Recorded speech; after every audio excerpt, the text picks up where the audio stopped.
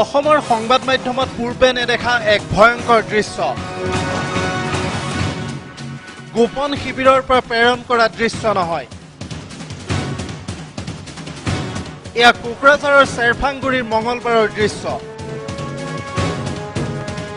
হাতে হাতে স্বয়ংক্ৰিয় মাৰণাস্ত্ৰলৈ এনডিএফবি সংবিজিতৰ দল অসমৰ মাটিত কাহানিও নেদেখা এয়া এটা ভয়ংকৰ দৃশ্য হাতে হাতে অত্যাধুনিক মাৰণাস্ত্ৰলৈ ওলাই আহিছে একাংশ যুৱক এয়া কোনো গোপন শিবিৰৰ পৰা উগ্ৰপন্থী সংগঠনে প্ৰেৰণ কৰা ভিজুৱেল নহয় এয়া অসমৰ কোকৰাঝাৰ জিলাৰ দৃশ্য মঙলবাৰে দুপৰীয়া DY365ৰ কেমেৰাত আবদ্ধ হ'ল এই ভয়ংকৰ দৃশ্য সকলোৰে হাতত এয়া অত্যাধুনিক মাৰণাস্ত্ৰ শূন্যলৈ বুলি তেওঁলোকে এৰিছে ধাৰাসাৰ গুলী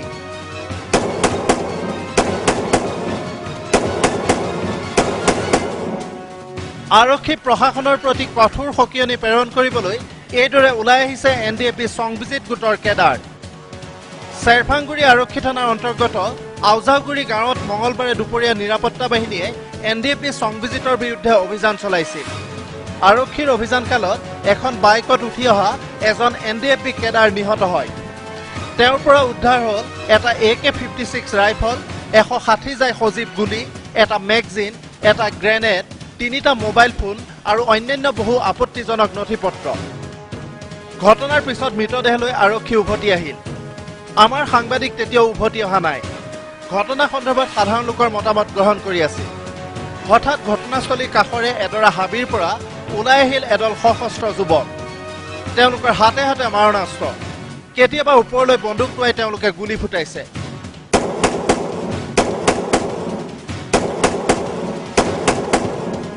কিছু সময় পূৰ্বে ঘটি যোৱা ঘটনাৰ বাবে তেওঁলোকে চৰকাৰৰ কেমেৰাৰ সন্মুখত সকিয়নি দিলে আৰু ক'লে শীঘ্ৰেই সতীৰ্থ হত্যাৰ প্ৰতিশোধ তেওঁলোকে ল'ব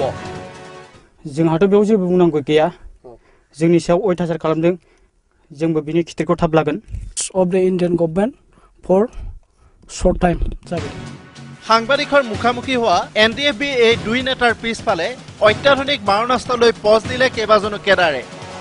ইয়াৰে প্ৰথমজন সংবিজিত গোটৰ এৰিয়া কমাণ্ডাৰ জে জাবলাং আৰু দ্বিতীয়জন কোকৰাঝাৰ জিলাৰ তত্ত্বাৱধায়ক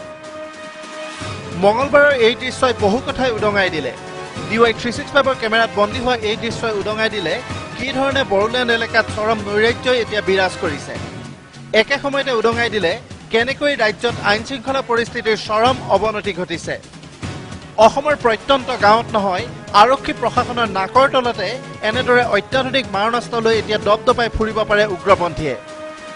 বৃহৎ সংখ্যক উগ্ৰপন্থীয়ে এইদৰে অসমৰ কোনো গাঁৱত কেমেৰাৰ সন্মুখত অস্ত্ৰলৈ হুংকাৰ দিয়া বা পেৰেড কৰাৰ নজিৰ পূৰ্বে নাছিল প্ৰথমবাৰলৈ সেই দৃশ্যও দেখিলে অসমবাসীয়ে একে সময়তে DY365ৰ জৰিয়তে সকলোৱে দেখিলে আইনহীনতাই কি ভয়ংকৰ ৰূপ লৈছে তৰুণ গগৈৰ অসমত চেৰফাংগুৰিৰ পৰা সমৰজিৎ বসুমতাৰী DY365